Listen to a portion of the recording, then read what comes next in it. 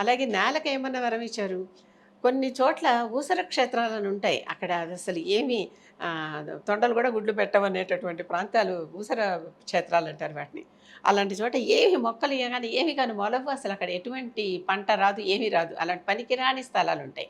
అది పాపం. ఆ స్థలాల్లో ఉండటం, ఆ స్థలాల్లో అసలు పూజలు గాని, ఏమి గాని చేయకూడదు. అలాంటిది పాపపు స్థలం. వాటికి పుణ్యం ఏమనిచ్చారు? దానికి వరం ఏమనిచ్చారు?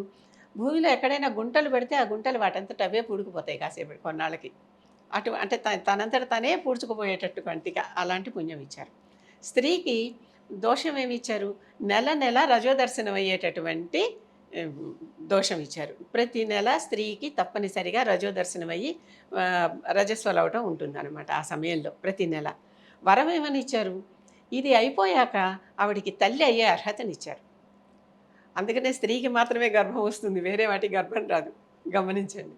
ఆ గర్భం దాల్చేటటువంటి తల్లి అయ్యేటటువంటి అర్హత స్త్రీకిచ్చారు. ఈ ఈ పాపం మోస్తున్నందుకు ఆ వరం అనమాట. కనుక పాపము ఉంటుంది. అంటే కొంతవరకే ప్యూబర్టీ ఏజ్‌లో వరకే ఆ పాపం మోస్తుంది. ఆ తర్వాత తల్లి అయ్యే అర్హత ఉండదు. ఆ ముందర తల్లి అయ్యే అర్హత ఉండదు. ఆ కాలంలోనే తల్లి అయ్యే అర్హత కూడా వస్తుంది. కనుక ఈ బ్రహ్మహత్యా పాతకాన్ని మోస్తున్నటువంటి కాలం గనక 3, 4, 5 రోజులు ఎన్నన్నా మీరు. కొంతమందికి ఇంకొంచెం ఎక్స్‌ట్రా కానీ దీనికి కూడా ఒక నియమం ఉంది. ఎంత ఎక్స్‌ట్రా ఉన్నా మొదటి 4 రోజులు నిషిద్ధం. ఐదో రోజు నుంచి చక్కగా పూజ చేసుకోవచ్చు.